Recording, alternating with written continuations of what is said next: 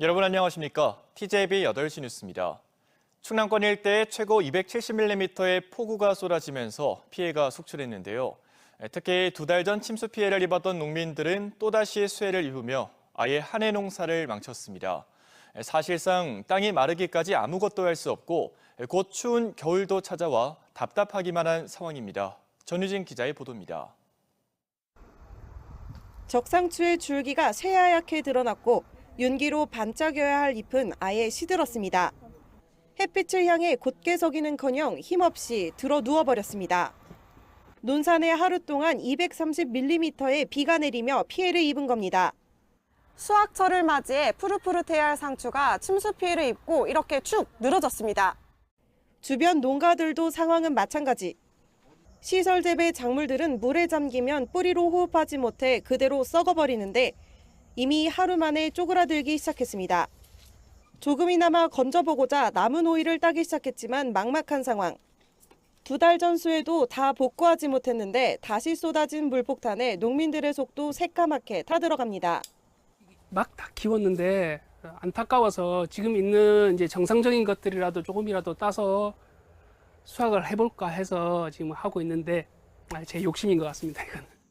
지난 7월 집중호우로 피해를 입고 한 달간 땅을 말린 후 뜨거운 더위를 견디면서 농작물을 가꿨지만 제대로 수확하지도 못한 채 2개월 만에 다시 폭우가 내린 겁니다. 젖은 토양이 마르기 전까지 새로운 작물을 심을 수 없는데 땅이 마를 즈음에는 겨울이 찾아와 사실상 올해 농사는 끝인 상황입니다. 올해는 사실 작기가 이제 끝났다고 봐야 돼요. 지금 다시 땅을 말리고 작물을 심으면 날씨가 너무 추워져서 다른 작물을 심을 수가 없어요. 야속한 비로 여름과 가을 연이어 농사를 망쳐버린 농민들. 기온이 꺾이며 시원한 가을이 찾아오고 있지만 농민들에게는 벌써 시린 겨울이 큰 걱정으로 다가오고 있습니다. TJB 전유진입니다. 절기상 추분인 오늘 대전, 세동, 충남은 어제 내린 비로 기온이 크게 떨어져 천안 지역의 아침 최저 기온이 16.7도까지 내려갔습니다. 내일 아침 최저 기온은 청양 14도, 천안, 세종 15도, 대전 17도 등 14에서 17도의 분포를 보여 오늘보다 최고 2도가량 낮겠습니다. 오늘까지 종종 내리던 비는 모두 그쳐 내일은 대체로 맑은 날씨를 보이겠습니다. 기상청은 낮과 밤의 기온차가 크다며 건강관리에 유의를 당부했습니다. 공주시가 문화재 관광 활성화를 위해 금강변에 둘레길로 활용할 산책로 데크를 만들고 있는데요. 하지만 환경단체들은 일부 구간이 금강수변 바로 옆에 만들어져 수해에 취약하고 공주보 수문을 닫아버리면 수위가 올라 제 역할을 하지 못하며 세금 먹는 하마로 전락할 것이라 비판하고 나섰습니다. 이수복 기자의 보도입니다. 무령왕릉과 정지산 인근 금강수변에 설치 중인 1km 길이의 산책길 데크입니다. 비가 내리는 날에도 나무를 덧대고 나사로 고정하는 등 조성공사가 한창입니다. 공주 관광 활성화를 위해 예산 65억 원을 들여 만들고 있습니다. 환경단체들은 이 같은 산책길 조성 사업을 혈세 낭비라고 비판합니다. 너무 낮게 만들어 불어난 물에 쉽게 망가질 수 있다는 이유에서입니다. 이곳 산책로 데크는 강물의 높이와 별반 다르지 않습니다.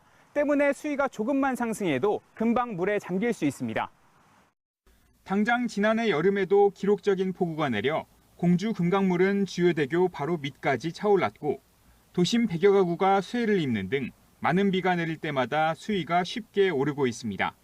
여기에 일주일 앞으로 다가온 백제문화재 기간 공주보의 수문을 닫아버리면 공사 중인 산책로는 그대로 물에 잠기게 됩니다. 데크를 설치한다는 거는 계속 망실이 반복될 거고 또 수리라든지 이런 예산이 계속해서 지출될 수밖에 없는 예산 낭비 사업이다. 이에 대해 공주시는 예산 낭비가 아니라는 입장. 공주보 담수로 침수되는 구간은 1km 중 70m에 불과하고 나머지 산책로 데크 설치 구간도 평상시 강수위로부터 12m 높이에 있어 수해를 입을 가능성이 적다는 겁니다. 또 물에 잠시 잠긴다고 데크가 부식되거나 부서지진 않는다고 반박했습니다. 데크가 항상 잠겨 있다고 하면은 그런 걱정이 있을 수 있으나 일시적으로 비가 많이 와서 이렇게 떠내려가는 부유물에 의해서 이렇게 훼손될 사항은 저희가 이미 설계 같은 데서 반영을 했기 때문에. 다만 반복적으로 문제가 지속된다면 설계를 변경해 70m 구간의 높이를 올리겠다고도 전했습니다. 오는 12월까지 공사가 진행될 예정인 가운데 금강변 산책길을 둘러싼 혈세 낭비 논란에 양측이 팽팽하게 맞서고 있습니다. TJB 이수복입니다. 어제 오전 7시쯤 서산시 음안면의 한 도로에서 주차된 SUV 차량을 소형 SUV가 들이받았습니다. 이 사고로 소형 SUV가 옹벽으로 부딪히며 불이 나 30분 만에 꺼졌고 소형 SUV 운전자 40대 남성과 SUV 운전자 20대 남성이 크고 작은 부상을 입어 병원으로 이송됐습니다. 어제 오전 9시 10분쯤엔 보령시 오천면의 한 양계장 창고에서 불이 나 내부 83제곱미터를 태우고 소방서 추산 1,020만 원의 재산 피해를 낸 뒤 30분 만에 꺼졌습니다. 소방당국은 누전으로 불이 시작한 것으로 보고 정확한 화재 원인을 조사하고 있습니다. 수학철을 앞두고 태안과 서산, 홍성 등 충남권에 벼멸구가 확산하자 지자체와 농촌진흥청이 긴급 방제에 나섰습니다. 9월에도 이어진 더위로 벼멸구가 급격히 증가하며 충남 지역에만 2,000헥타르가 넘는 벼멸구 피해가 집계됐습니다. 농가 피해를 줄이기 위해 태안군은 산불 진화차를 이용해 긴급 방제에 나섰고 농진청도 벼 조기 출하와 전용 약재 사용을 당부했습니다. 지역 기업의 생산량이 늘면서 일자리도 증가하고 실업률도 감소하면서 실물 경제가 살아나지 않을까 기대하게 되는데요. 하지만 대형마트의 매출은 확 줄었고 주택 가격 하락도 지속되는 등 지역 소비자들은 좀처럼 지갑을 열지 않고 있습니다. 김철진 기자의 보도입니다.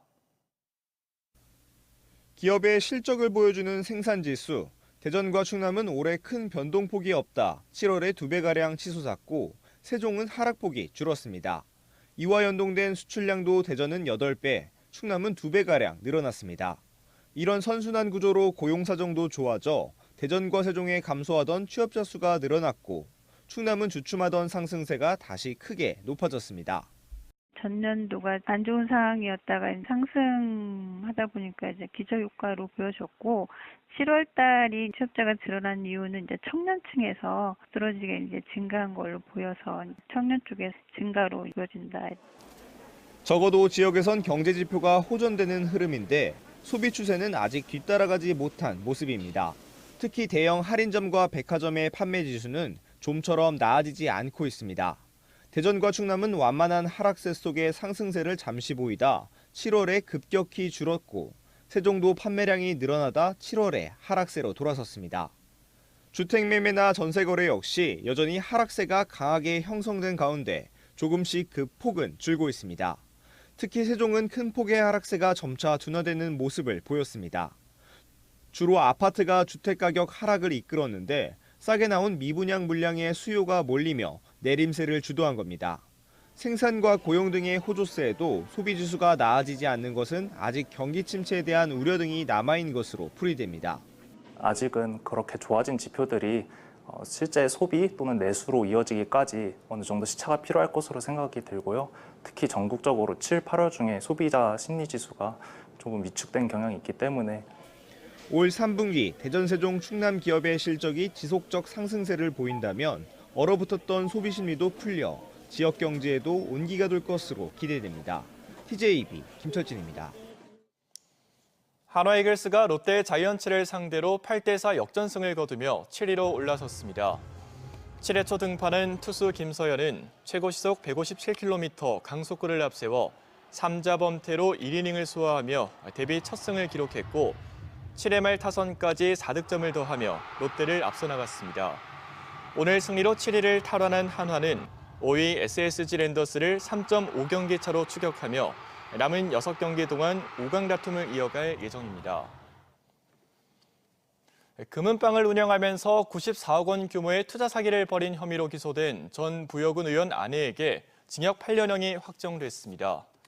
51살 A씨는 지난 2012년부터 지난해까지 부여에서 금은방을 운영하며 동창 등 지인 34명에게 귀금속 투자를 유도한 뒤 94억 원 상당을 받아챙긴 혐의로 기소됐습니다.